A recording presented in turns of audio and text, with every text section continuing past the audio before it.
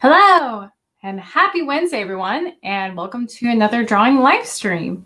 So I hope you guys have been having a good week so far, and we are going to delve into some drawing, if cat permitting. We had some thunder going on outside, so she just jumped on my lap, decided that she wanted back in my lap. So that's why I haven't been fixing the camera. I know it's a little off, but we'll roll with it. So I'm going to go ahead and share my screen so you can see what I'm doing today. So let's get this up and running. Actually, before I do that, if you won't mind bearing with me for a moment, I'm going to go ahead and get this posted on Facebook. People will know what's going on and watch along. And yeah, we'll do that. Okay. That posted.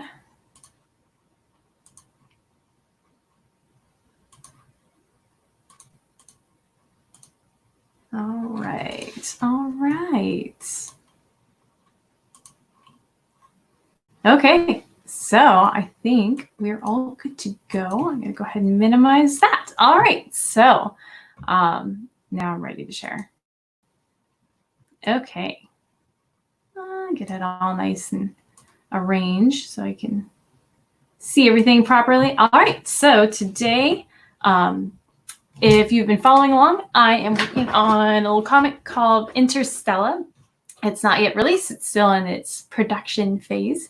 So you get to see a little bit of sneak peek of what I've been working on all this time. And this in particular is a little 30-page pilot comic. It just introduces one of the main characters. It gives me a chance to test run a few different styles and see what works best for me. So during this time that I've been working on this comic, I've found different ways that and really styles that I prefer. And going back today, and I've been doing a bunch of different revisions and sort of tweaking things and changing little things to make it all stylistically, what's the word I'm looking for? I guess not comprehensive, but anyway, so where all the style matches together. So as you can see here, I have a lovely page, and this isn't part of my story. And what you're looking at is actually the Helix Nebula in the background. This is my main character. Her name is Stella. And I'm mostly done with this page. Obviously, it looks pretty finished. There are some things I'm going to be tweaking with the hands here. I've made some adjustments to her suit. This panel right here might need to have a better read. And there's a little bit of confusion of what's going on. So I'm going to be making some changes there. But the biggest change I've been working on is actually the background. So what I'm going to do is I'm going to hide these panels right now. So you see my background here. And it's, I think, a pretty cool looking nebula. Actually, there's a photo reference. You can kind of see I painted all of this. I use a bunch of different brushes with Photoshop. I'm in Clip Studio right now, which is like Photoshop. So it's fairly accurate. But the problem is that the style I'm going for is not a realism style. I'm going for more like a cartoony, semi-realistic style. And you can see that coming through in some of the line work.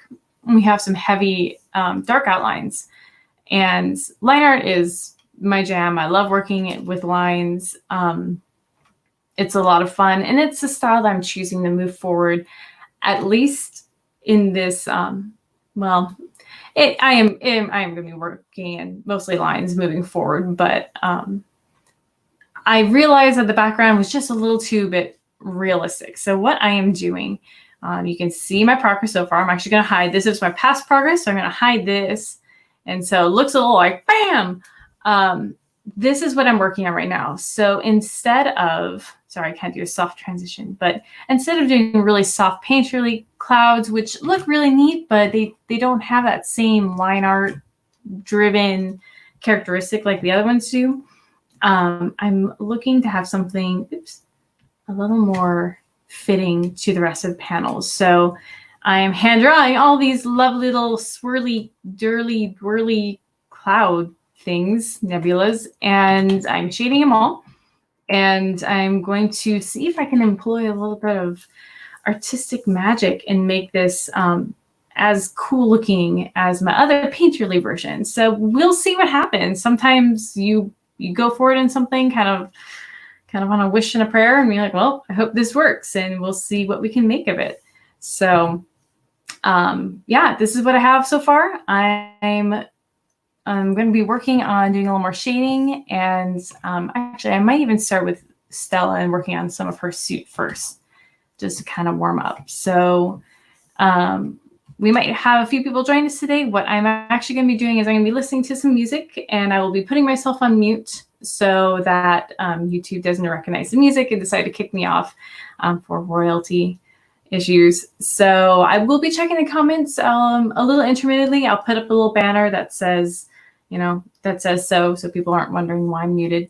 But feel free to jump in, post a question, watch, hang out. I'd love to have you there. I will get to your questions, and I hope you enjoy seeing kind of what goes on behind the scenes. So if I have anything to add, I will make sure I mention it. But in the meantime, grab a seat. I'm going to go ahead and mute myself, and I hope you enjoy the show. So, all right, let's see if I can find my window now. All right. And if you are in the back room, and if you're an artist who's waiting to get on, just throw something in the comments. Let me know, and I'll see you. I'll be checking periodically too. So, all right, here we go.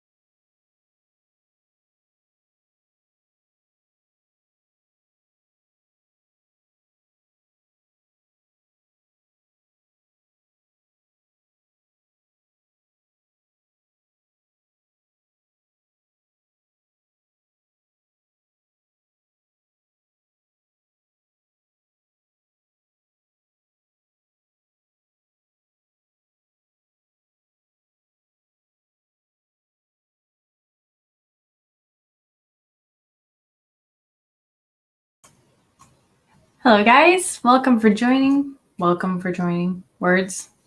Man. Anyways, you catch my drift. Yeah, thanks for joining. Just waiting. Oh, looks like Clip Studio is finished rendering that. So sometimes it takes a while. Other times it doesn't. So I'm like, well, I can check the comments in the meantime. All right. There we go. There we go. So welcome, welcome. Hope you guys are having a good week so far. All right, figuring out some things. So, yep, we will see if anyone comes and joins us in a little bit. But in the meantime, I'm going to keep plugging at it. So I will check the comments again in just a little bit. In the meantime, I will put myself on mute so that I can listen to music and YouTube won't throw me off. Really got to find some royalty-free music that they don't care about. So, all right. Okay.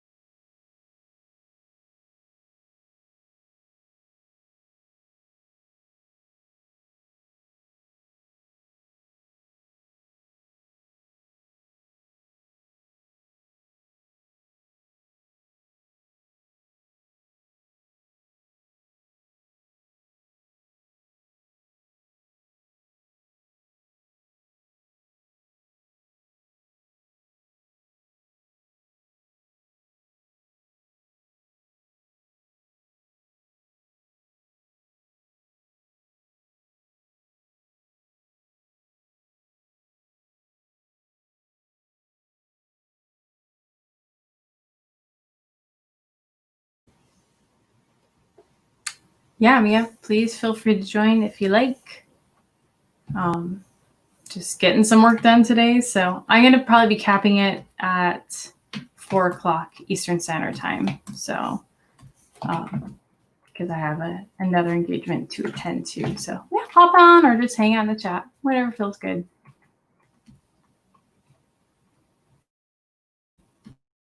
Oh, and thank you very much. Yeah, thank you for the compliment. Still trying to figure out some tricky parts, but I will sleep on it. Like, how this looks terrible now that I've resized it gigantic. I'm wondering, do I need to redo it? I don't know yet. I will sleep on that part.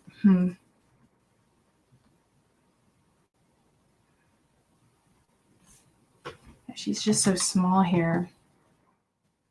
I emphasize sort of this moment where she's just staring into the abysmalness of this nebula.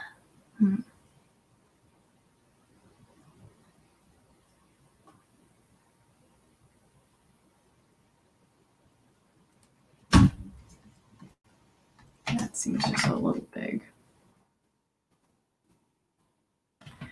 And I would have to, and I drew her far away here, so just zooming into it is not helping. And I could probably fix some of that rastering fuzziness, but sometimes I can get away with it. I'll probably have to redo it. I don't know if I like her wings up like that. It just looks a little too happy-go-lucky.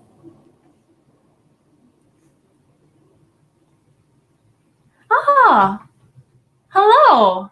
I believe that is Venus commenting. So I think because I would assume from your name, correct me if I'm wrong, but welcome. Glad that you can make it. Yeah, I've been live streaming with some other artists a lot back in May. And so they're kind of busy right now, but I figured, I was like, hey, why not keep going? It kind of keeps me accountable. Like I gotta stay working at it. I gotta figure out what I'm doing. What am I doing? See, this is the real magic that happens. Half the time you're just like, what should I do? I almost decided to name this Artistic Choices. It doesn't sound as cool as Artistic Magic. It's kind of boring, really, sometimes. Okay, I have... And the tricky thing is I did a bunch of this stuff prior to a lot of this art, and I have a lot of layers here. That's been a while since I've been working on them, and it's kind of like, what was I doing? This has been a while. I might just let that sit there for a little bit as I figure out. I'm trying to figure out the mood of this, so I'm gonna let that sit there. And I'm going to, that's my backdrop. Okay, got some stars. I'm going to go ahead.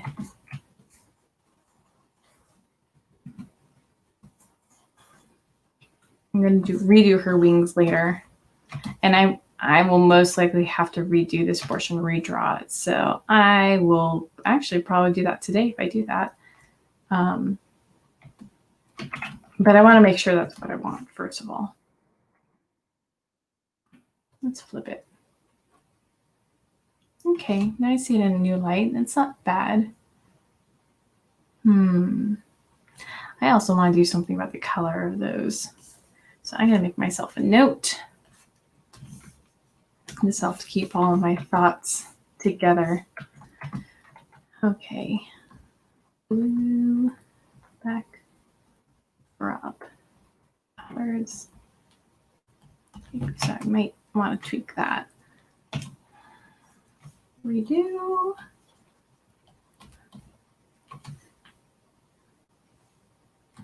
And just so I have some basic wings in here so it doesn't look, just throw in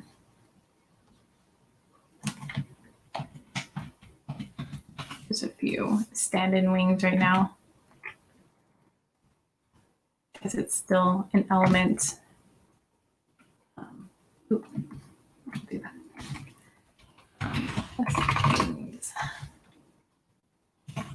Not entirely. I'm gonna have to redo those, but just for now, something like that. Yeah, let's see. Okay. And I'm also going to do another little layer here. I really just want to get the feeling right more than anything.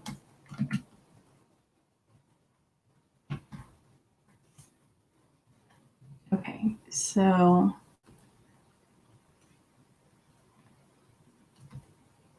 I'm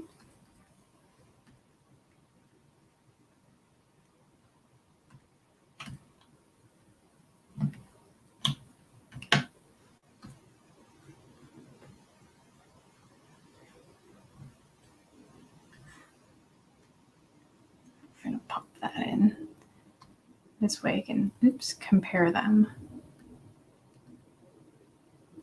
Actually, to really compare, we'll just do that. Oh, hold on. There we go. That's what I'm trying to do. Half the time, I was like, what am I trying to do? All right, so I'm trying to figure out if I want a close-up shot or far-away shot. And it's interesting because I really like this. It's it really shows her off really well, but that's not the point of this panel. And I like her kind of like floating in space, like, whoa, what just happened? But I don't know. I feel like there's so much detail that you just can't see from this distance. And one of the things I've learned is you learn to sacrifice something, the lower priority. If it's not working, make sure it really serves the needs of the point you're trying to get across. So that's why I'm really considering doing more of a close-up. And I think this page needs a close-up of her face. You kind of want to see her reaction immediately after what happened. Basically, what happened is a star exploded and she stopped it from destroying like a solar system. And now she's seeing the result of that. So yeah, I'm kind of liking this. And what I can do is I can still reuse this for something else. So, I could put it on my website. I could put it somewhere else. I could put in an art book if I really want to. So it's never a waste. But I'm going to go and leave that there for now. Let's check to see what you guys are doing. So I'm checking the comments. Savage says, I can't remember the story behind this character. She looks like a cool magical galaxy explorer. Yay. Yes. Well, this is Stella, and she is a space angel. And yeah, and I actually didn't start out telling people that, but she's a space angel, and it is her duty to take care of space and watch over the cosmos and really protect Earth by making sure everything else in the cosmos is working orderly. And so, like, if a star burns out, she'll replace it. If the rings of Saturn need some sweeping or some raking, she'll make it nice and orderly. So she's kind of like this glorified galactic janitor. But sounds kind of cheap when you say it's a janitor, but she's a lot cooler than that. She did just stop an exploding star. So so that's her in a nutshell. And this little 30-page comic is her explaining what she does and sort of her duties, and giving me a chance to really test run a different style and finding the one for me. So let's see. I'm gonna grab some water.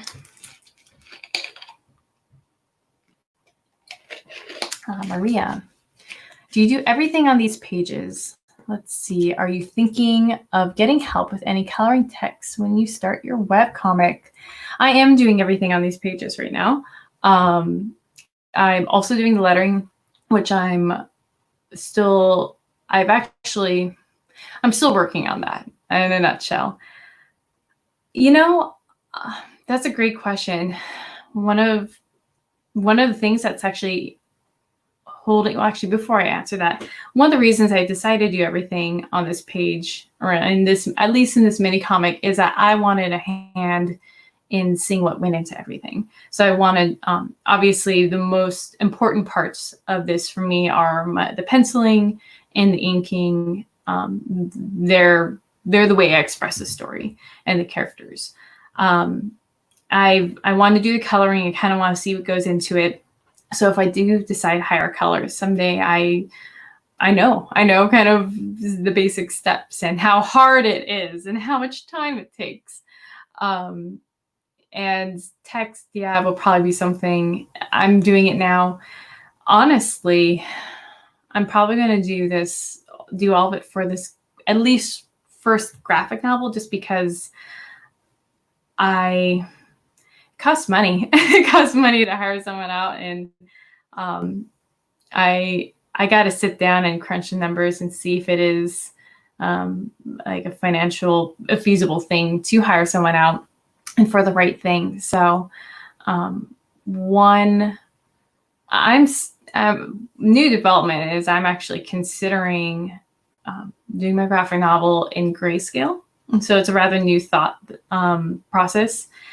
And it would do a few things. It would allow me to get done faster. I can always hire someone out later to color it, but I would probably launch the first edition in grayscale. And there are really some beautiful pages and graphic novels that are some of my favorite that are in grayscale. So it's kind of a new thought. And admittedly, when it hit my brain, it felt like a burden being lifted. I do enjoy coloring, and I really love what I can get with the colors. But right now it's just taking a lot of work, and I know part of that is just a steep learning curve. But if I want to get this thing done on a timely matter, I might consider grayscale. And there's also something that's really puts emphasis on the story without bombastic colors. I don't know. I'm still filling that out. So that's a really good question. As of right now, these first 3 pages I'm doing all by myself. We'll see when we get into the main graphic novel. And let me see here. He's asking. So Maria's second comment after that was she was just asking, she's impressed by the amount of time you spend on it. It's a lot of time. And the amount of detail is amazing. Well, thank you, especially with the astronomical scenes. Thank you so much. I really like those scenes. They actually turned out amazing. Yeah, and it's interesting. You know, I'll go ahead and pull one up so you guys know what I'm talking about. Mia, I think you've seen it. Venus, I don't think you have. So let me pull that up so you know what we're talking about when we're talking about these astronomical scenes.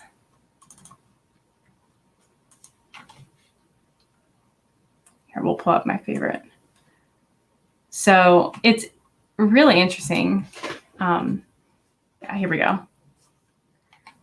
So we get this scene of her just enjoying the reaches of space and basically telling the viewer like, how awesome space is and how cool it is, and it's so hard to fathom everything in it. So, and this was a scene I worked, like Maria commented, and it took a while to figure out, but yeah, so something like this really turned out great, and I really love it. And I am glad I'm doing this comic, this little 30-page mini comic in color, because it needs color. I feel like this, it craves color. I'm not going to be having as many bombastic scenes like this in my graphic novel. There will be some, and so that's why I think I might be able to get away doing grayscale, and then down the line either re-releasing it as a color edition, where either I do it myself or I would hire someone. That way I kind of divide the workload. So yeah, we'll see. Can we go ahead? Let's see. Mia says that she likes the close-up. I'm leaning toward that too, because every time I put it back on the other one, I just kind of go like, oh, it's not right. It's just not right. What's the webcomic news? What's the webcomic news? You might have to, I'm not quite sure what you're asking.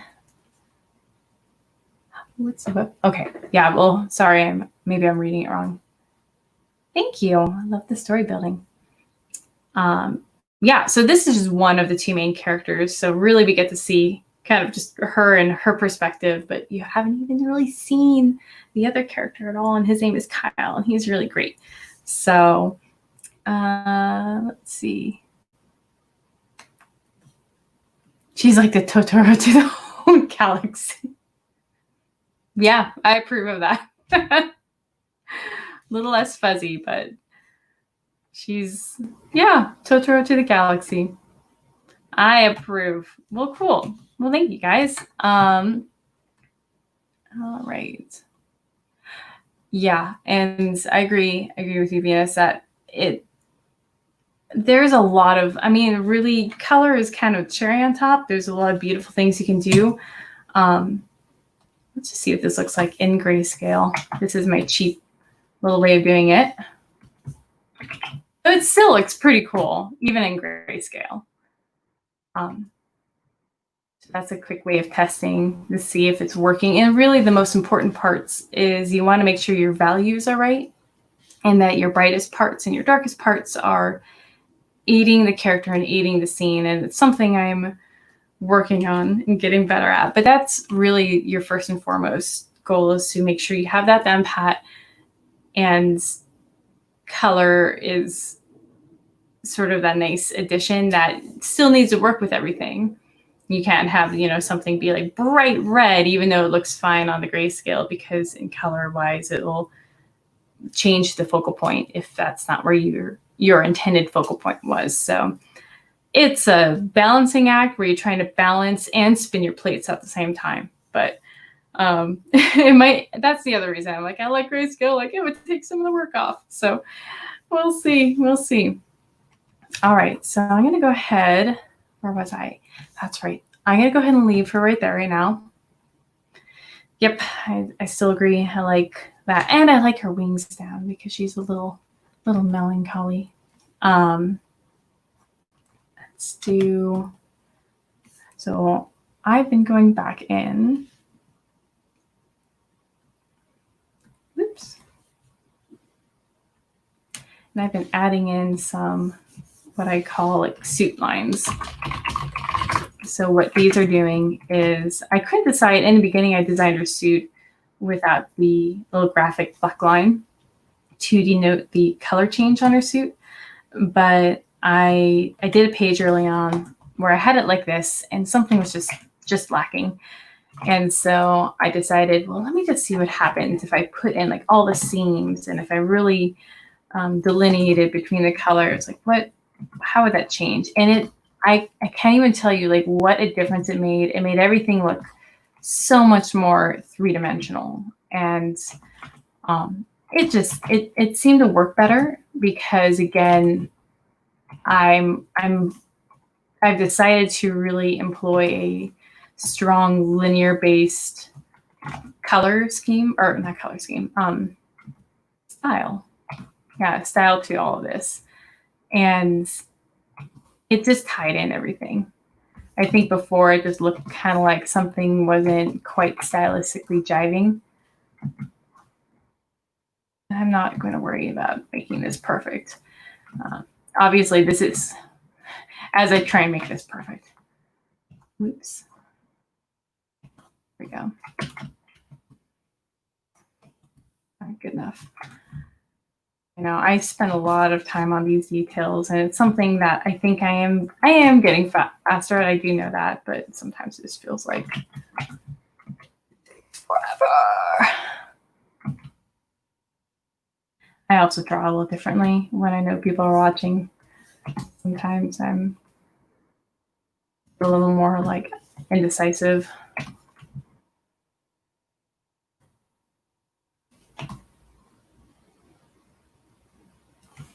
So these are the lines I was talking about. Kind of adding these little wrinkles, and she's kind of wearing this spacesuit. Just kind of added some more dimension. It didn't make her hand or, her body look so flat. Gives a little interest.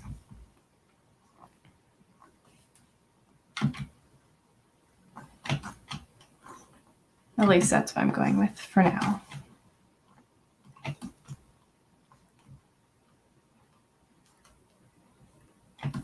And these are pretty dark right now, so I'm going to knock them back in a minute. I do a little bit, I color some of my lines a little bit, but I do like retaining a lot of that black. All right, so I'll select that, and that will make sure it only hits the lines I put down. I don't want to do it a lot, just enough to kind of knock it back a little bit.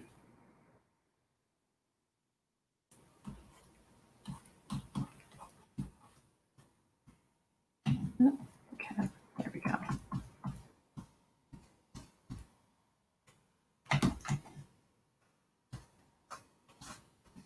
A little too much. There we go. Yeah, okay.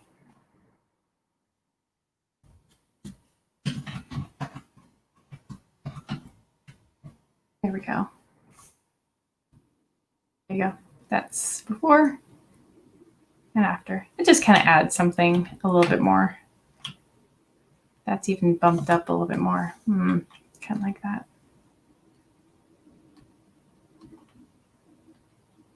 Oh, it's kind of hard to see, I guess. Doesn't really matter. And make sure no one is. Oops, someone is waiting. Spidey sense. Hello, Craig. Hi. There you go. I hear you now. Spidey sense told me someone was in the back room. There you go. Well, cool. How's your week going? Pretty good. How about you? It's been an all right week. My husband just went back to work.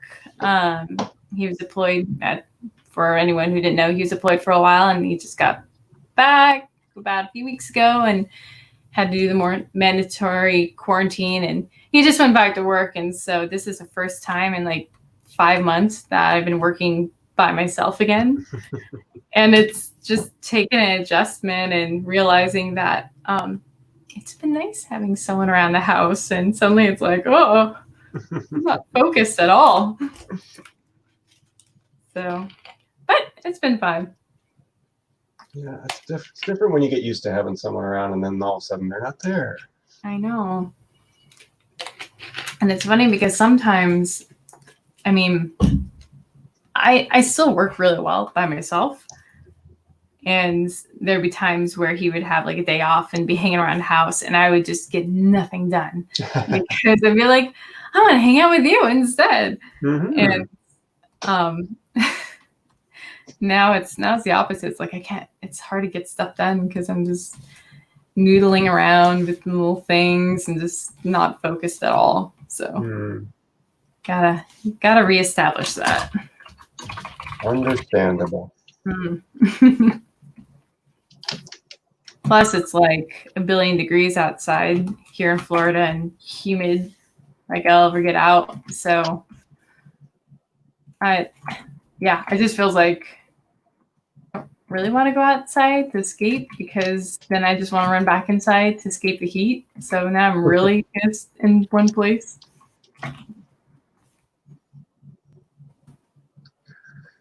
You working on your comic today? Yeah. I'm going to share your screen for a moment, unless you are. No, I'm just flatting right now. Lizard Iguana Man looks good. Yes, I decided to make the main guy blue. There's a bigger picture of him. Hang on. There he is there. Oh, these look great. Yeah, I'm fairly happy with them. I mean, these are just the pencils. I will have to properly ink it, but I think they turned out pretty good. Yeah. Distinctive looking. I was going to say, even the pencils look very nice. Thank you. I mean, you could almost pass that for inks. I debate about that a lot, because I'm usually happier with the pencils than I am with the inks. But I don't know. We'll see. I'll try inking it. You have convinced me to try Clip Studio, so I'm working in Clip Studio this week. Is this your first time? I tried it, I think, like about 1.5 years ago, and it was just overwhelming. And so I didn't really go back to it. But you suggested a colorist last time, Color with Kurt. Mm-hmm. And he had some tutorials where he was talking about the specific tools he was using, and I was like, this is exactly what I need. He's pointing out the specific tools and what he does with them and the things that he doesn't use that he just gets rid of. And I said, he simplified the whole interface, and I'm like, yes, this works for me now.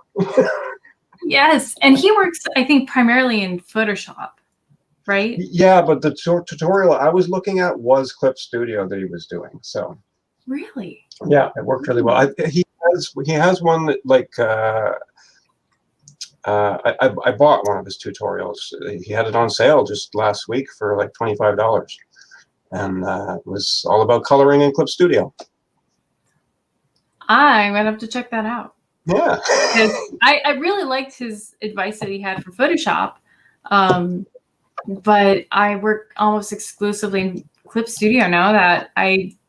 That's where I want to stay. So that would be nice to know his tricks. He has some really good stuff. Yeah, he does have some really nice stuff, and I mean, I like the work that he does. I like the way he teaches, and he comes across as a very genuine person.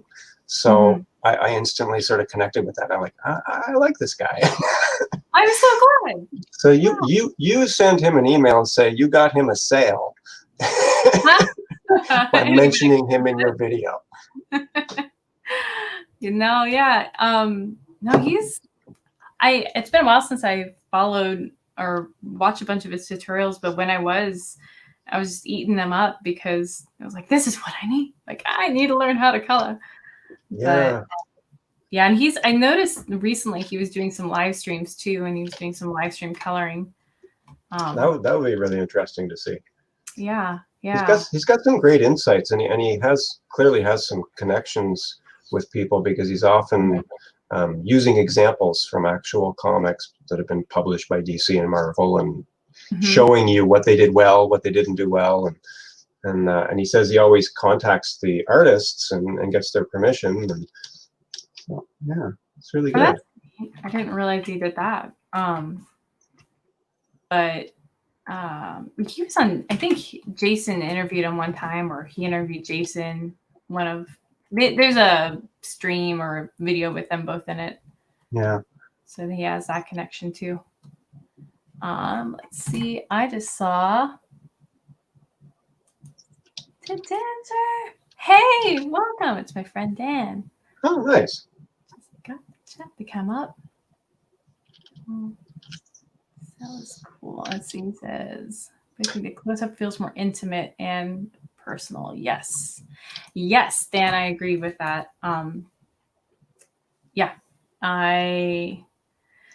I'll go back and I'll show you later. I was just trying to figure out a panel in my comic, whether to do like a far out shot or close up. And I think all books are saying close up. So I'll show you later. You keep working out, but yeah. I'm kind of letting it brew. That's nice that you can get some feedback from your potential audience, you know? Yeah. No, a few people are chiming in. Mia was chiming in, and I appreciate it. Everyone, thank you. Yeah. Otherwise, you're kind of like, am I doing this right? No.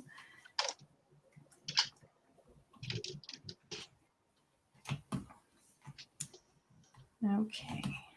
Time to get some shading done on this thing.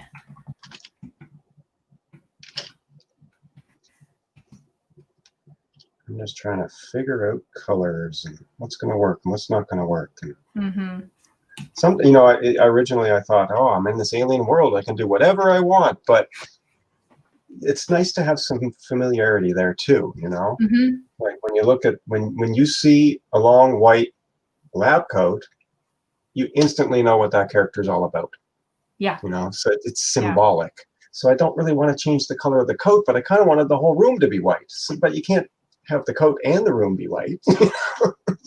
But you can get around that because, go back, I'm sure Kurt will talk about this at some point, is even things in different lighting that are white don't appear white. But yeah, you totally get around that. And if I had Kurt's skills, I could probably do that. Right. Every artist is learning that. That's one of the amazing things I've learned about comics is I can be a good artist, but it doesn't make me a good comic artist. And with any art form, okay, not with any, but with a lot of art forms that are especially illustration based, you're trying to get some information across. And especially in comics, you're trying to get a lot of information across, and you first and foremost want to make it clear. Yeah. And so like I was drawing a scene of like a junkyard one point, and you know, you think you're like, it's a junkyard, I can throw whatever I want in there and make it crazy, but at the same time it still had to be orderly enough so that it wasn't confusing to the reader. It's just I don't know, the stuff you learn, it's just so interesting. You're like, and I even have to make my junkyard orderly, like come on. I know exactly what you mean. Trying to communicate, often without words. You know, just what I find really interesting when I look at other people's work, in particular, is you know, those artists that are very good at using gesture to communicate, and particularly the way people hold their hands when they're talking. Like if you capture that just right hand gesture, you can communicate so much without any words at all. and Yeah. it conveys the mood, you know, and that's an observational skill. That's just comes from watching people, and then Yeah. of course learning how to draw it. But Yeah. Multi-step process. uh, Yeah, some things you just kind of get inkling the way they should be, and other times you just gotta work for it so hard. yeah. Oops.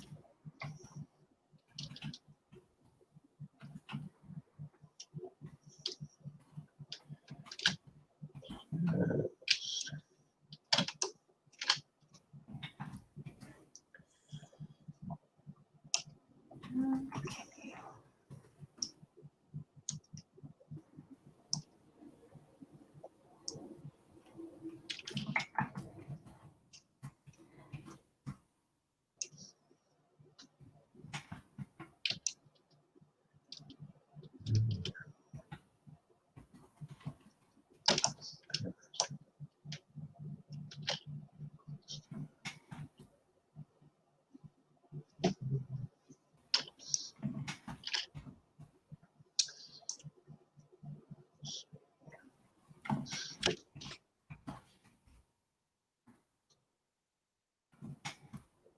Tried to convince Mia to join in the chat, but No, I think she's still in the chat. Oh yeah, yeah. But I get it. Sometimes sometimes I get more done when I'm not live streaming, and other yeah, times I get a lot done when I'm live streaming.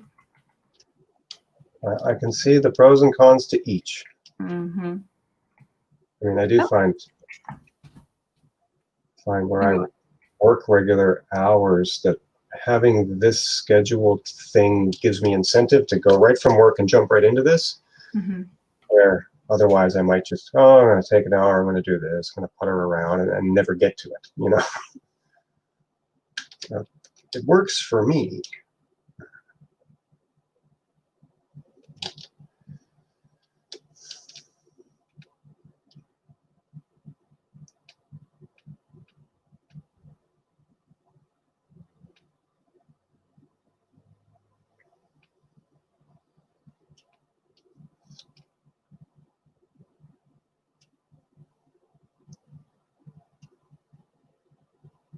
Oh, I think you froze. Or maybe I froze. All right, I'm back, I think. You were frozen for a little bit there. I didn't. Yeah. It got really quiet, and I was like, "What happened?" Uh-oh. It's just you. Good luck. No, I noticed my camera went, my feed went black, so I was some connectivity issues. Yeah, it's nice to have something to kind of look forward to during the week. Mm-hmm. I really appreciated having Jason streams to look forward to. So admittedly, it was kind of like, oh, he's no longer doing them, at least for a while. So we really enjoyed that weekly connection. I feel like then I'm really accountable. Like I have to be making some sort of forward progress. Mm-hmm. Honestly, I felt bad coming on today, still working on the same page I was last week. You'll see in a minute. I've been working on this page for like the last month. I just work a little bit on it, and then I just have to go off and do something else, and then I work a little bit more on it. Yeah. So actually, I felt kind of bad. I'm keeping on your screen because it's still actually more interesting than what I'm doing at the moment. It's just nebula. I'm just shading all these abstract forms. I like your nebulas. They look good. It's so boring to do though, and boring to watch. It's like, oh. I have to say, I found when the notices would pop up on YouTube that you were going to do a stream, that your thumbnails are really eye-catching. Like they really stand out from the crowd when you're scrolling through the list of stuff, and it's like, boom! I'm like, that's Jessica. Good. Thanks. Glad that's the goal. That's the aim. They're really nice.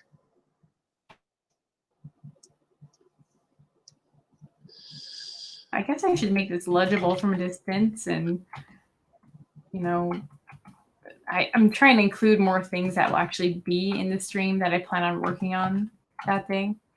Yeah. Kind of see. I don't know what I'm going to do moving forward. And I don't know when I'm done with this comic, I'm kind of like, I gotta do thumbnailing, and oh man, I'm not gonna be able to, live stream and thumbnail at the same time. So I might actually do more promotional art, fun art, fan art. Ooh. We'll see. Just keep drawing. Yeah. Might even do some color.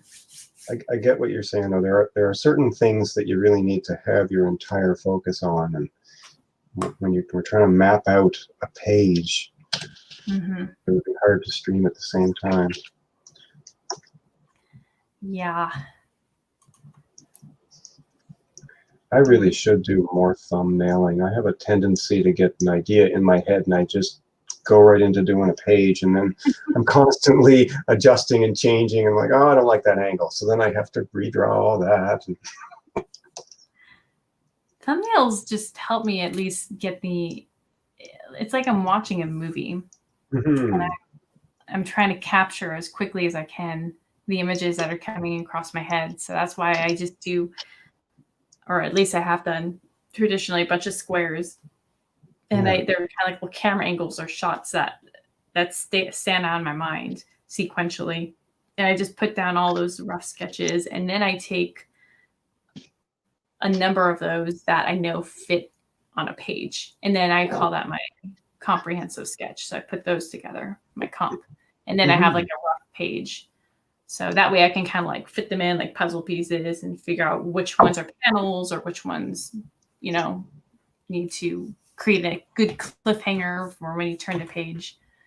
So far it seems to have been working. Seems to work pretty well. It's a dialogue that I'm kind of, I don't know. I roughly know the dialogue, but I just find that only for a few scenes I've been able to write out dialogue, but more often than not, I think it's just going to kind of have to happen organically. Yeah, I got to figure that out. The best way to figure it out is just by doing it. Yeah. I tend to, I have a pretty clear concept in my head of what I hope to achieve, and sort of motivations of the characters and the scene and the situation and all that, but the dialogue comes as I draw, as I'm drawing it, and I start to get get the right mood and gesture, and then I'm like, what would that character say in that situation? And then I sort of, so it's sort of, yeah. That, I like that way. I think that makes most sense for me.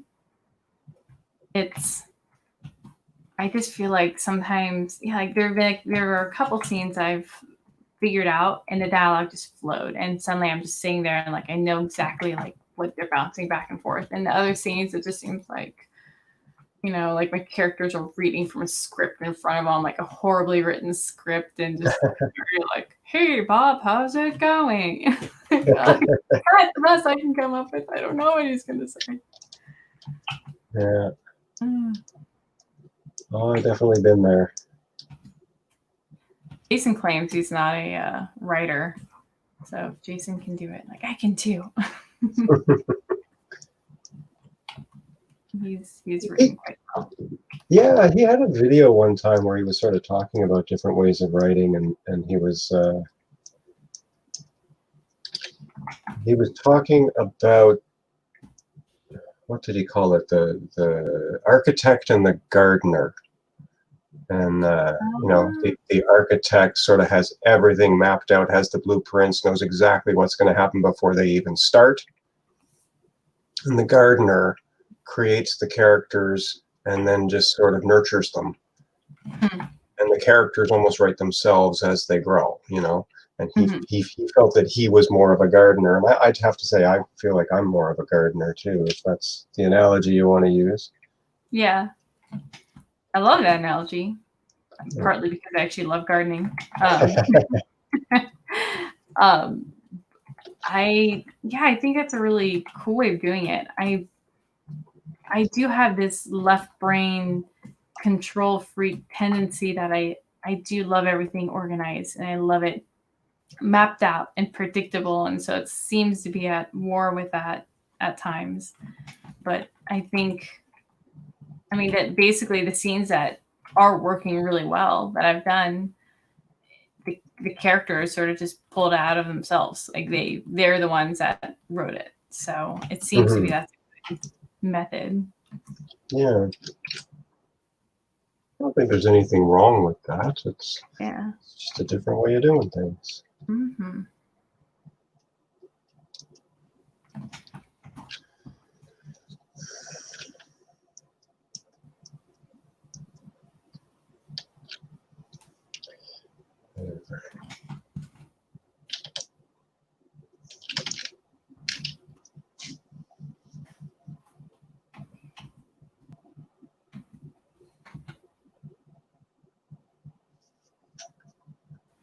Oh, one thing I was going to say when we were talking about whether or not you were wanting to do inks or trying to figure out if you like pencils or if you want to stick with pencils, Tony Cliff is the graphic novelist who did Delilah Dirk and the Turkish Lieutenant.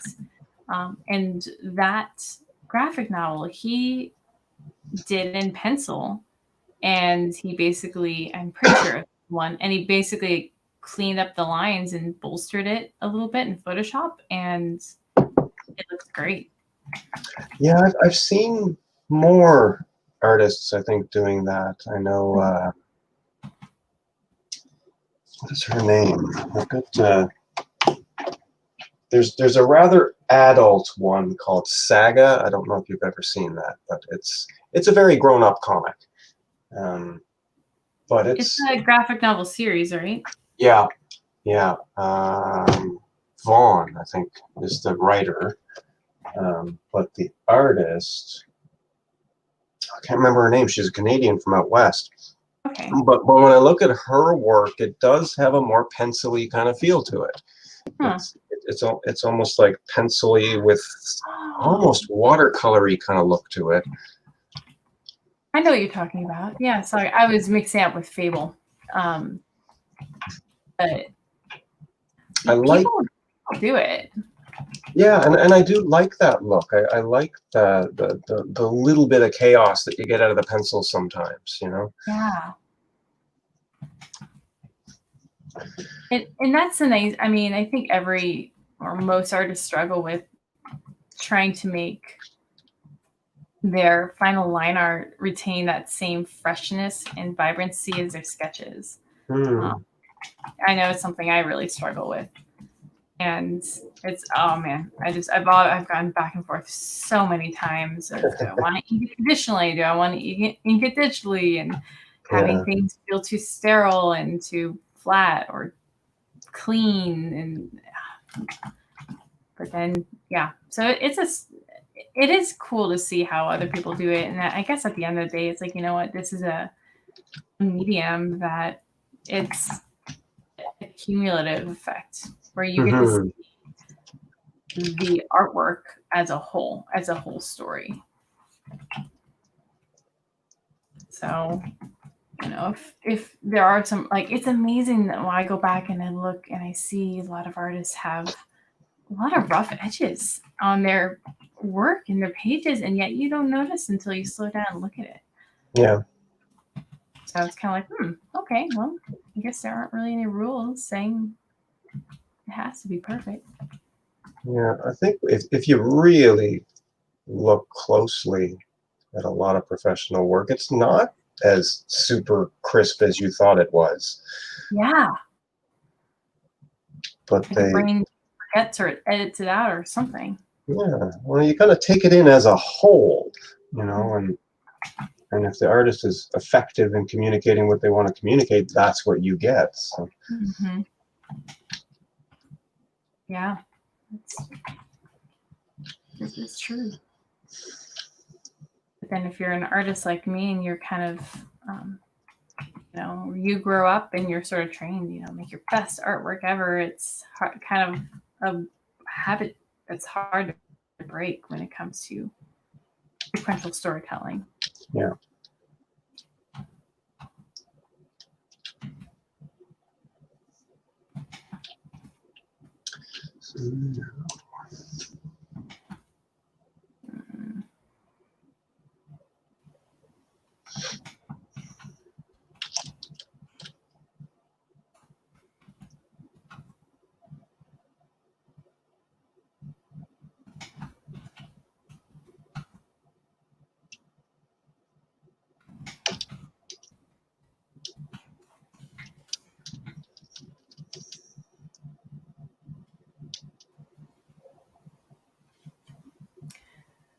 Maria Rice says, I've learned recently about the difference between, is that, sorry, B/W, I think, between soft world building and hard world building. Examples for each, respectively.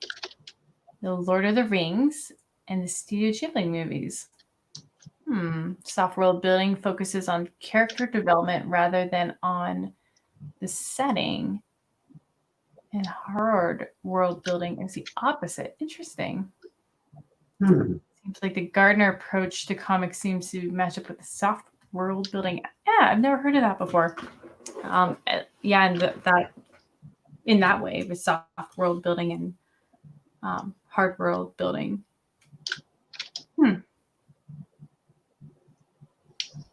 Yeah, I mean, I've certainly read sci-fi where it seemed like the setting and the rules of the environment kind of dictated a lot of the story. Mm-hmm. Or if it's a fantasy, a lot of like the rules of magic and how it operates. And yeah, that's an interesting observation. I think, yeah, I'll have to see where that shows up in my work, and I'm going to look for it in other work now. I don't know, from what you've described so far, you seem to have a bit of a nice mix of the two, because you've kind of got your character and there's specific things that she does that impact the environment. She is part of the environment, you know. Yeah. Maybe you've just found a nice balance. Yeah. I think I like both. That's true. I mean, personally, I'm affected by different environments I'm in, so I of course enjoy building the world that characters live in. But it's almost like an example of like taking a picture of scenery. You're never going to really go back and look at it unless there's a person in it. So really, it's like I'm still drawn to that character and interaction. I have to have, I can't just be about the world only. Yeah. Oh, well, thanks, Maria. That's a very interesting thought. I might have to do a little research on that.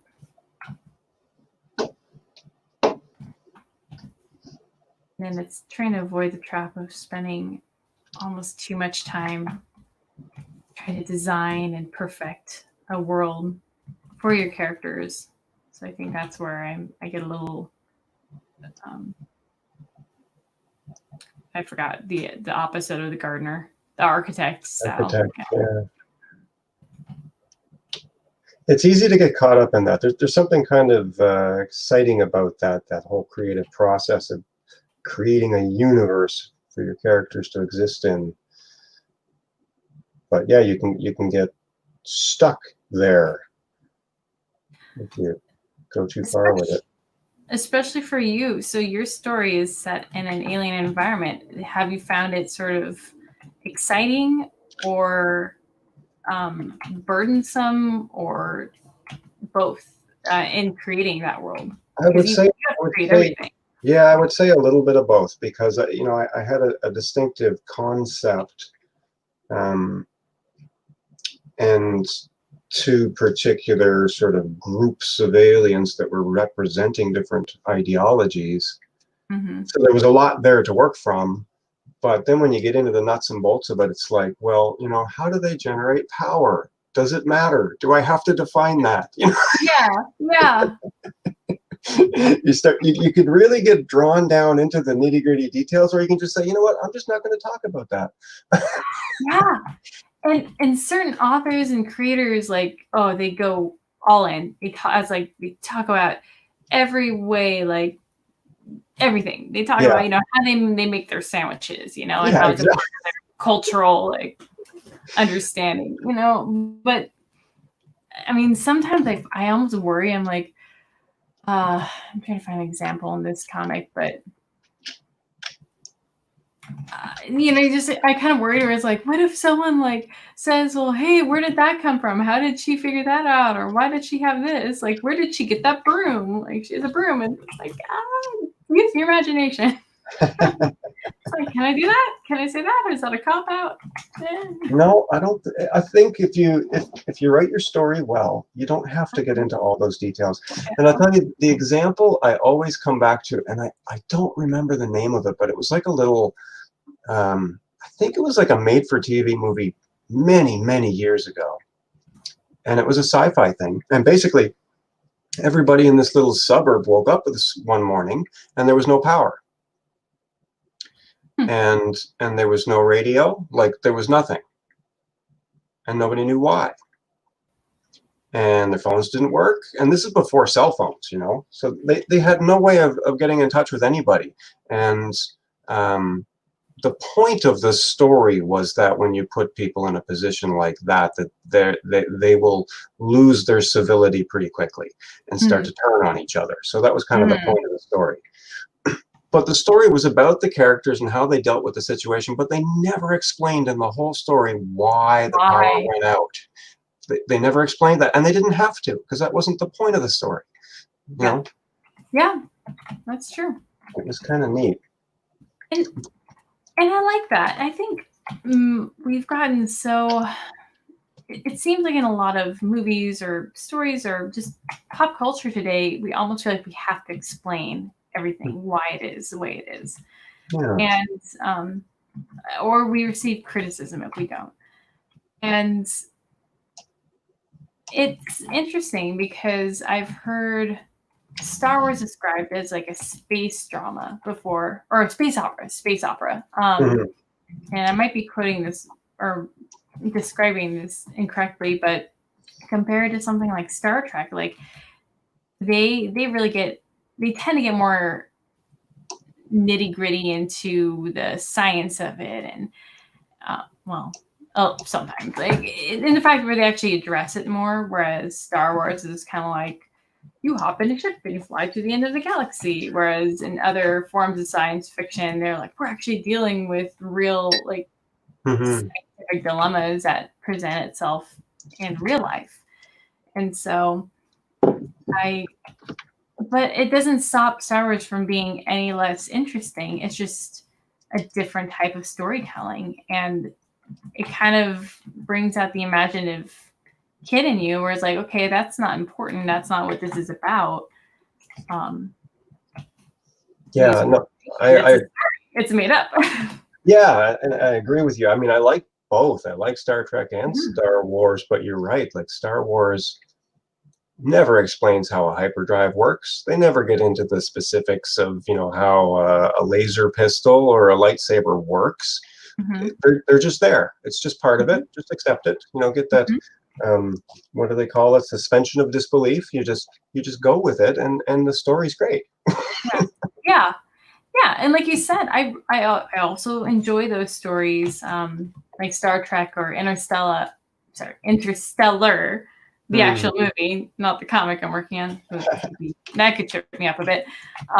Where they are dealing with like it's time space continuum and all that scientific stuff. Like that is interesting, but I guess it's the type of story you want, or that like do you want a fun suspension of disbelief, or do you want a what if scenario where you really have to work within these bounds? Yeah.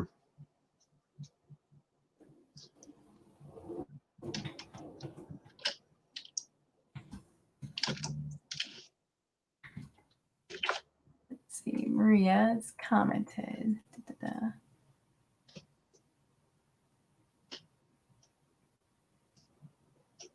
She was asking, Maria's asking you that episode, The Monsters Are Due on Maple Street.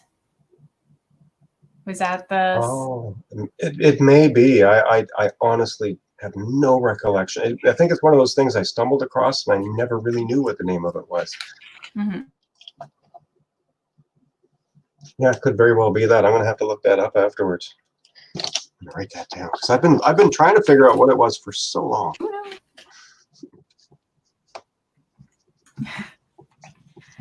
Thank you, Maria. That's frustrating.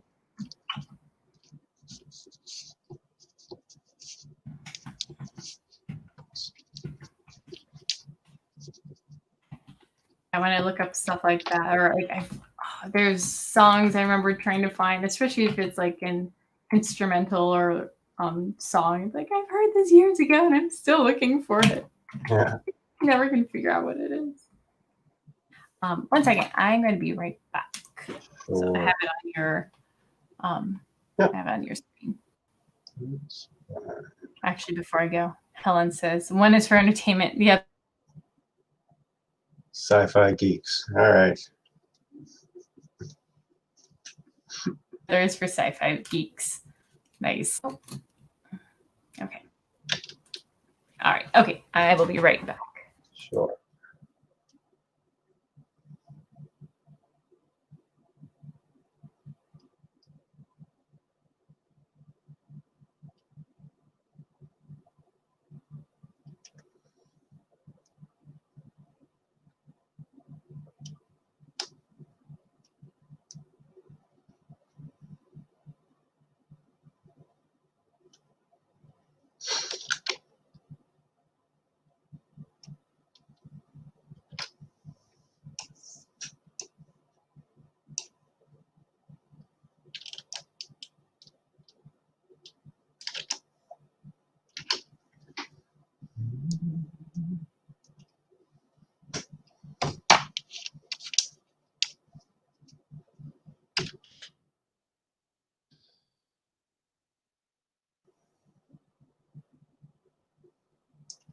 Now I feel like I have to say something, but I've got nobody to talk to.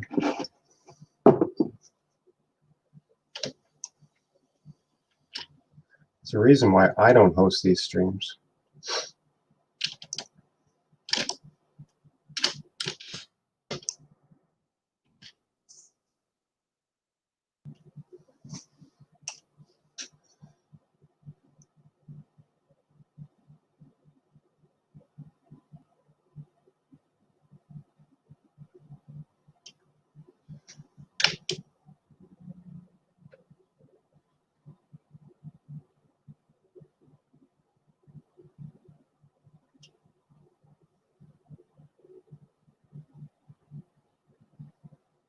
Just say I am enjoying using Clip Studio, but I do find this little bar here popping up kind of annoying. It sort of gets in my way sometimes.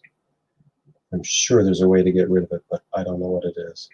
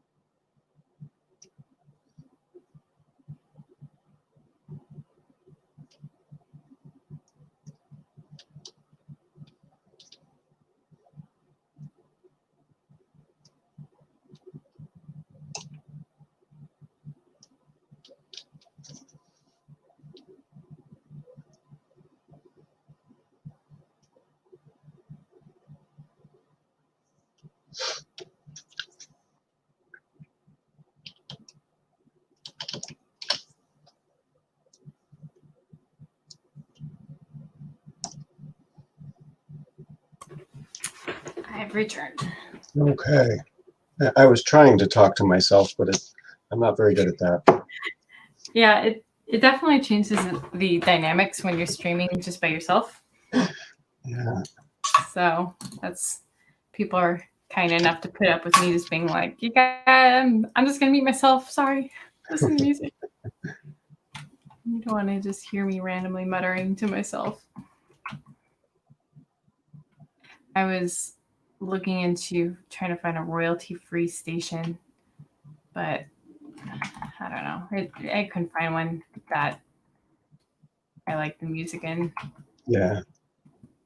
It's kind of more distracting than anything at that point. But I might try and just like contact some of the smaller bands that I enjoy and just be like, hey, can I get the rights to this? Is that okay? Well, you would think, that they would be happy to do that because it's just another venue It's a for them to play. promote their stuff, Exactly. I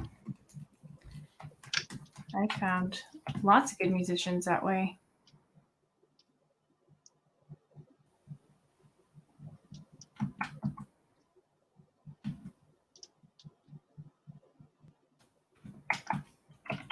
You definitely don't want to deal with the hassles of your videos constantly being taken down because you've got a 10-second snippet of some song. That would be really annoying. I was really tempted to play a song when I just started today, and I was like, "Is it that well known? Will it? I don't want to find out.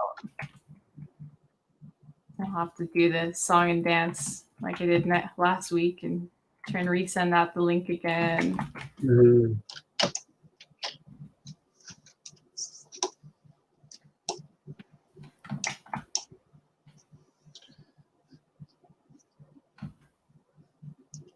And that looks so bright against that gray background.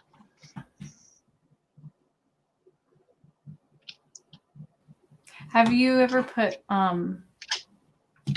a layer of black on a top layer, set it to color mode, and just toggled it to check your values? I have not, but that is something I think I'm going to do. You showed me that a couple of streams ago, and I think that's a really valuable thing to do.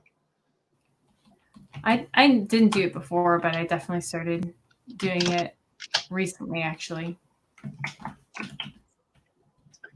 Yeah, I've certainly got a long way to go before I would say I'm effective at coloring. Oh my gosh. I hear you. I don't know if you were in the chat when I was talking to the people in the chat. I am really playing with the thought of doing my graphic novel in grayscale. Oh, yeah? Yeah. It for a few reasons, because there's nothing stopping me from changing it into color later and re-releasing it as like a color edition. Yep. So actually, business-wise, I was like, that's not a bad idea, and I would get it out sooner because I'm not spending. I find I spend so much more time on the coloring stage. Now I still would be doing shading and value, and I'd love to find a way where I could almost do the shading and value, and then adding the color doesn't take too much reworking. Mm-hmm. I don't know. It's alluring, and sometimes I just really like the black and white. Sometimes almost better than the color itself. Yeah. Well, I mean, if you were looking to get it funded too, like you could have that be part of your stretch goals, that you include so many pages colored or something like that. Yeah. Or do a color edition. Or do a color edition, because I mean, Doug Knapple's done that before, where he's I think he got someone to color Creature Tech for him like years later.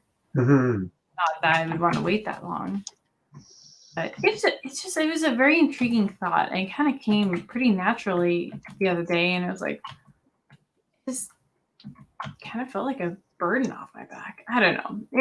I don't know if it's bad burritos or a moment where I was like, huh, maybe I should look into this.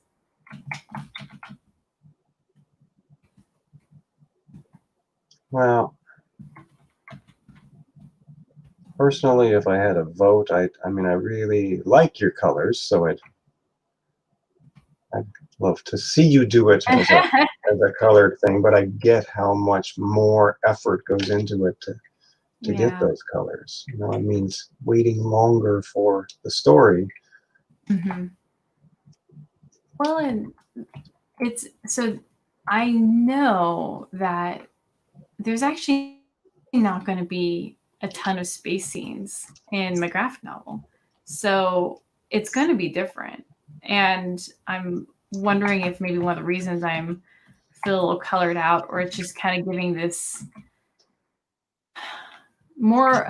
I feel like this 30-page comic feels more like I'm looking at a series of paintings rather than a comic sometimes. And it's cool, but I don't know if that's what I should be shooting for. Hmm. So um, I kind of want to make sure that the focus is on the story in my graphic novel, and people don't get hung up on how, even if the pages look really cool, I'd rather have them read this story. I don't know how to describe it. So No, I get what you're saying. mhm. We'll see. But like I said, it's going to be totally different. There's this, it's not going to be such, bright colors or bombastic as this almost seems like a little bit of a different telling through Hmm. Stella's eyes, a little more not make believe or fantastical. Okay. And it's going to be a little bit more of not a slice of life, but Well, you said the character was going to sort of fall to Earth kind of thing and then experience life with humans. Was that where it was that's going? the gist. But actually, I'm going to be following it more through my other character's eyes. So it's really going to start with him and sort of his view of the world, and he's going to be the one that bumps into her. Okay. So yeah, it's actually going to be told more through his eyes, and of course his eyes see more of like Earth as humans see it. Yeah, not the mundane necessarily, but just Yeah. as from his perspective. So Okay. and she's going to be on Earth the whole time, or not the whole time, but a good part of the book. Yeah. I'm just going to start by drawing it, and then I might even try doing a few in grayscale and see how it flows if I like it. Because in a way, it would be a shame to not employ all the work I've been learning.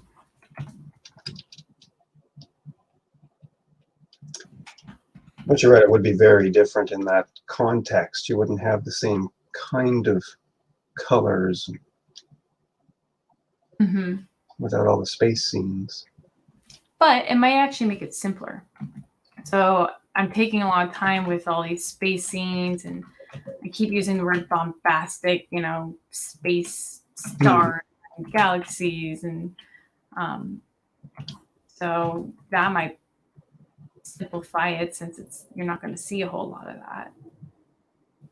It's one of the reasons I actually want to do this comic, because I'm like, you're not going to see all these cool space things. I really want to showcase them, and now I'm like, oh, can't wait to have fun. Well, I told you when I was drawing that city scene, I asked myself, why did I make all the buildings look like cut-off pyramids? And now I'm saying, why have I given 90% of my characters tails? Hey, don't you have to? Well, yeah, your tail is like me dealing with Stella's wings. Mm-hmm. Those things get in the way so much. It's one of the reasons I actually decided to kind of make them semi-transparent, because they block the view of things a lot, and you're like, oh, stupid wings. Like, why do you have wings? Yeah, Because they look cool. And it's they do look cool.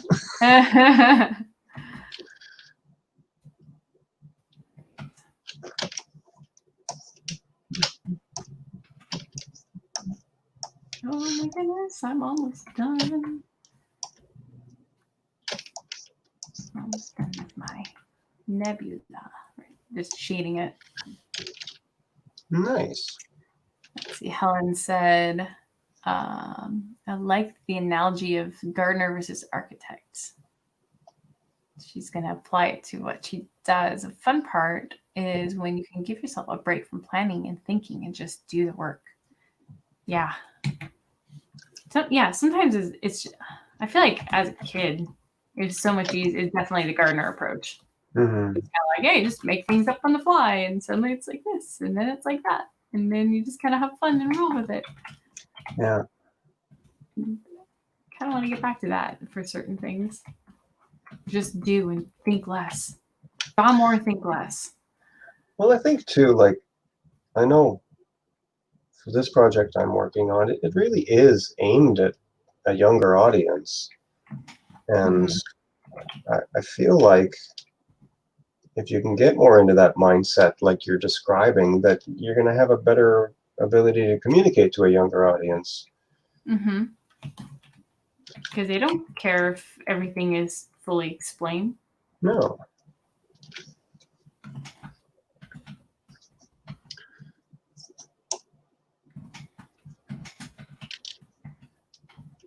Neither should adults.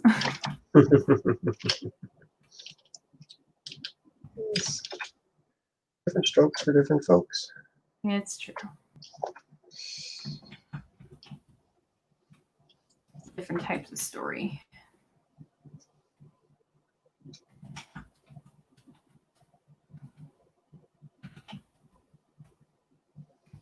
I think that's kind of the fun with when not everything is explained. It sort of adds to the mystery and the lore, where it allows the viewer or the reader to imagine it however they will. Mm-hmm. Like there's a Stella has a little to-do list, and there's a little notation on her to-do list in the upper right corner. It says buy milk, and I just thought it just sounded fun, and I'm like, you can ask yourself, like, what? Does she drink milk? Where did she get the milk? Is there like a space grocery store? Like, are there other people out there? Like, I don't even know yet. Okay, now you have to draw space cows. Yeah, space cows. We live on asteroids.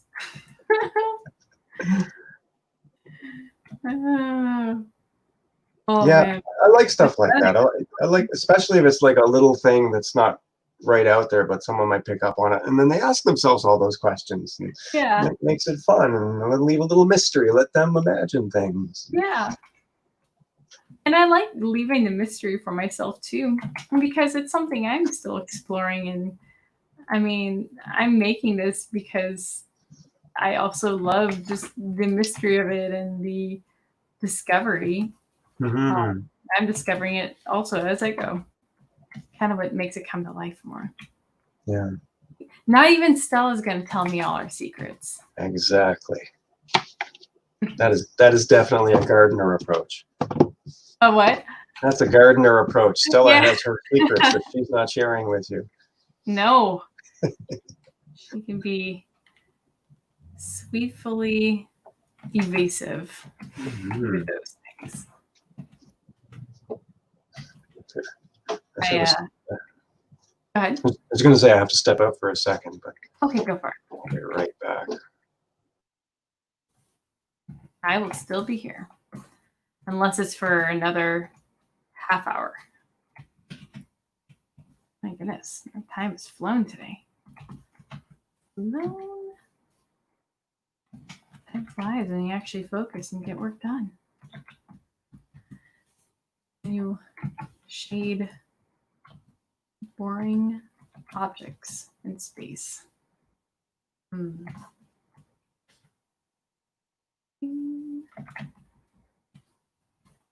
Stuff like this that I can. I mean, one of the nice things about these shapes is you can really listen to like playlists or podcasts, totally brainless.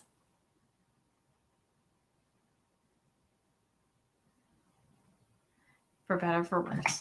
And other times when you don't have anything to listen for, it's just like pulling teeth and you're just counting the minutes.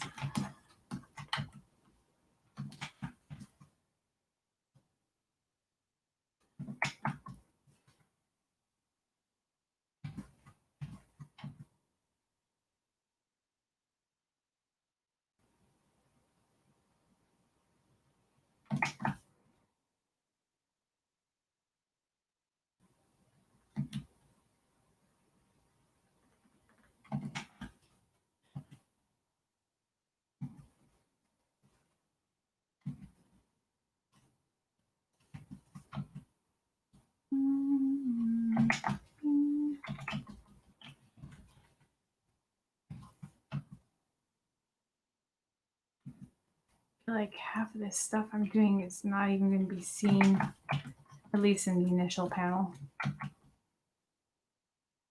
I don't know how much of it's going to be covered up. Oh well. I find doing a little extra sometimes still pays off in the end rather than not doing enough.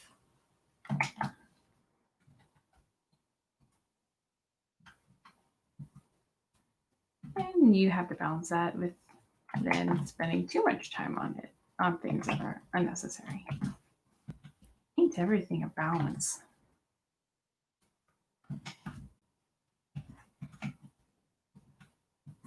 Okay, it's getting there. Oh man. I've been working my way around the circle and I'm finally coming up to where we can meet in the middle. Oh.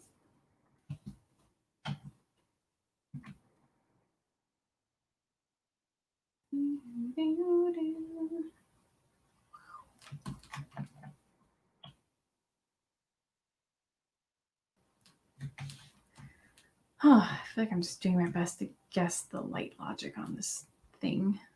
Where will light shadow fall? I'm probably about 25% right.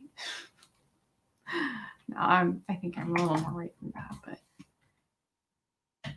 as long as I can fool the viewer and I can fool myself, more importantly. It's like, yeah, that's I think how it should work. And it's helpful to have someone come in and be like, yeah, give me critiques or what they see that I feel to see.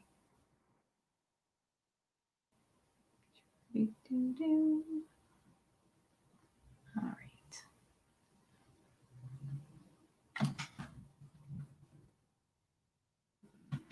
That's strangely soothing.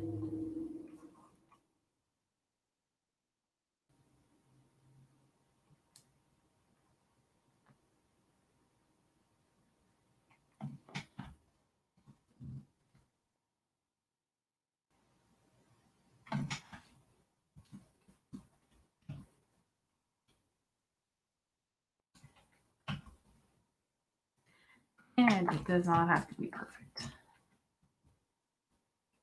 I don't care if those perfect police come knocking at my door. I'll just say, boy, I'm not home.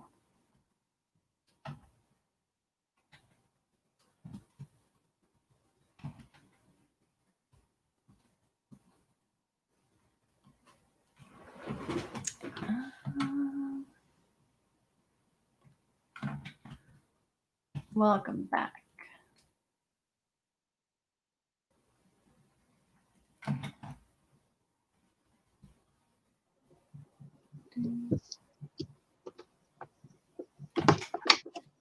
It's really funny when you leave. I have no idea who's still out there. I haven't been checking the chat, so I just feel like I'm just kind of talking to the void.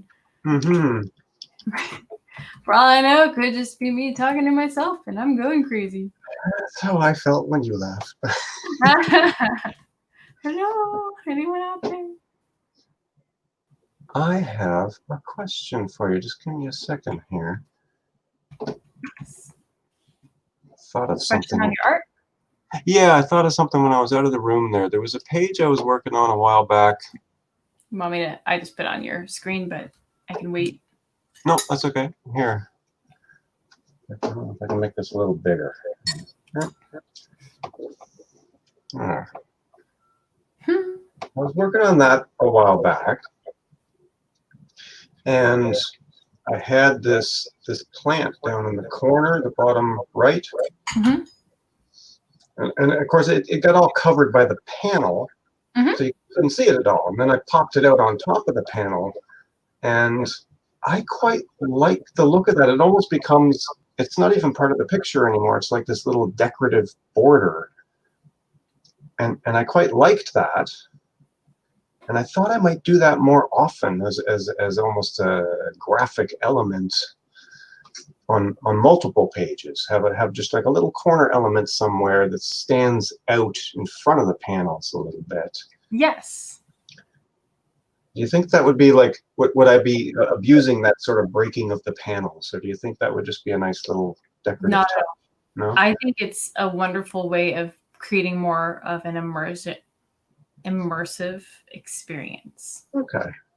I mean, there are certain times where maybe you have to be careful that it doesn't upstage the focal points that you want your viewer to follow in order, if that Mhm. makes sense. Yeah. But that didn't pop out. Like it didn't jump out at me as like, "Ooh, what's that? What's in the way?"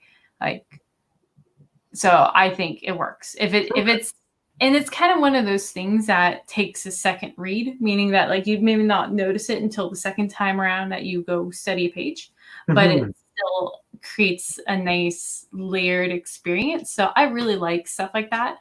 Okay. Within reason, I would,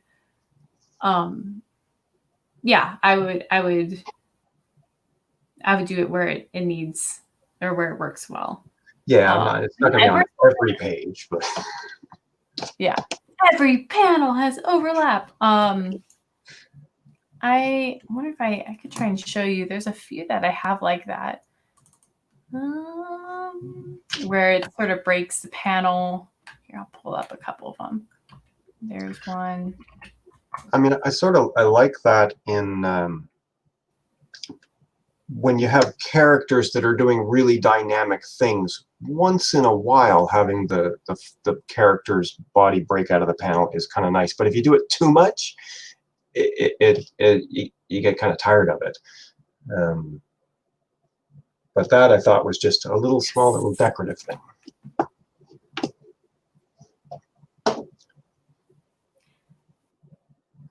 Seem to be freezing up again on me.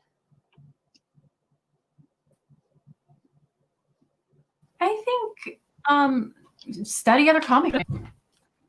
I am freezing up a lot. Let me go ahead and just. One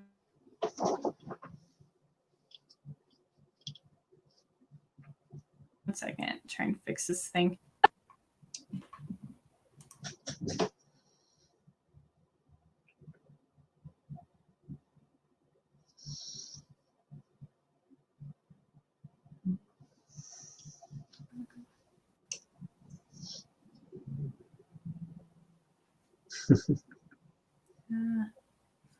Still says it's.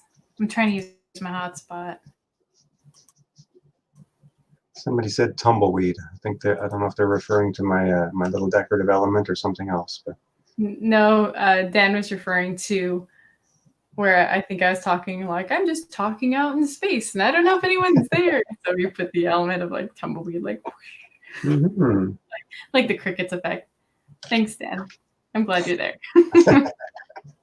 Okay, do you like the internet? Oh, yay, connected. Okay. Yeah, I've been having a little trouble with the internet up here. I have an extender, but it works when it feels like it.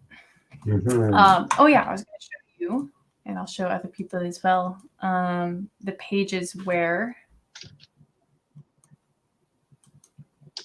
I do the breakout.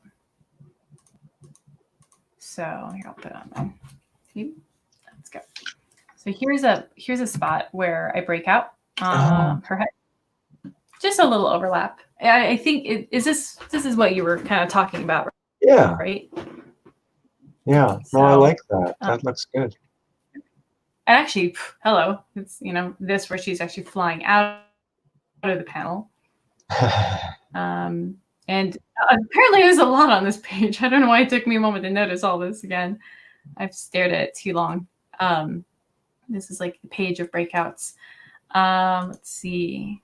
But there's a lot of movement there, so it sort of makes sense.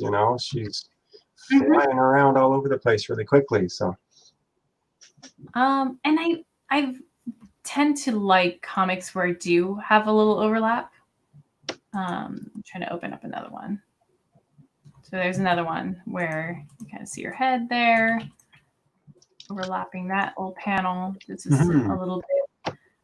Yeah, so I'm trying to see if I have an environmental one that does what you were talking about. I get what you're saying though, because like the way you've done the overlap still leads the eye through the scene. Like it's not taking away from Mhm. it at all. It actually Mhm. accentuates it quite nicely.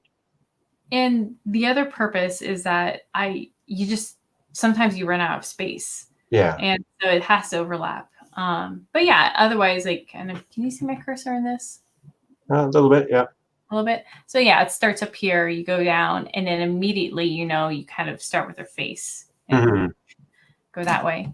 Yeah. I'll show you one last one. I This, haven't seen all these pages. I'm liking this. oh, great. It's a Yep. sneak peek. I forget what I've shown and what I haven't. So here's, you guys are all getting sneak peeks. Oh my goodness, where am I? Sorry, I'm trying to find window I'm in. Yeah, so here we go. Well, again, she's breaking out this panel a little bit. But this thing it was pretty small before, and it kind of felt like it wasn't filling the volume it needed to fill. So there it is a little bit. And a lot of this stuff is action based.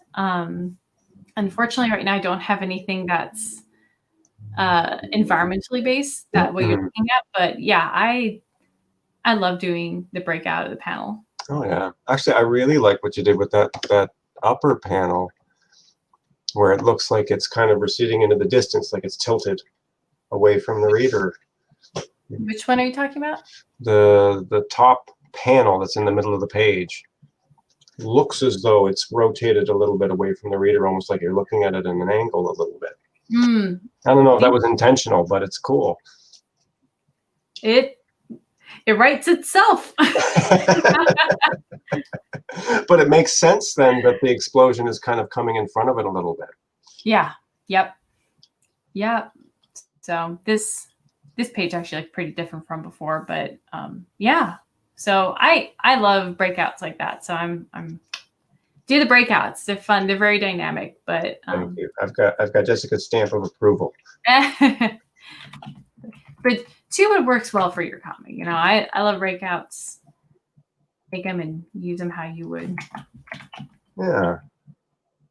It is fun. I love going back through my older anthologies and comics, and I'll go back and study them and see what people do. And sometimes I'll be like, I never noticed that little Yeah. detail how they treated that, but like it works so well. Or I finally realize I'm like, oh, they did it because they had it to, for whatever XYZ reason, compositionally, I had to do it that way, but it works well. Yeah. Yeah, I think when you're younger or when you're first exposed to something, you don't really analyze it that way. You just enjoy it. At least I do. Mm-hmm. But then Yeah. when you go back and you look and you say, "Oh yeah, look what they did there. That really makes this more dynamic." And you know, Mm-hmm. But then you'll see a little detail or a character in the background, and then you're like, oh, all these years, I've never noticed that little guy making that funny face. yeah. And I love trying to leave little Easter eggs like that for viewers. Yeah, that's fun. I like that. Here, I'm gonna put you back on since watching my screen for a while. Oh my goodness, it is 3:50, so I probably have another 10 minutes. All right.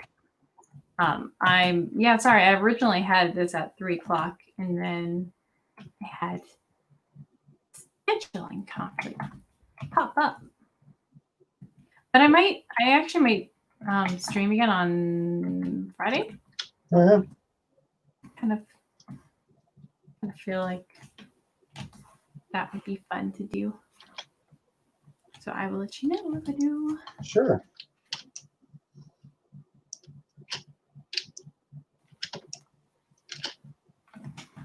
Can we guilt trip Mia into joining?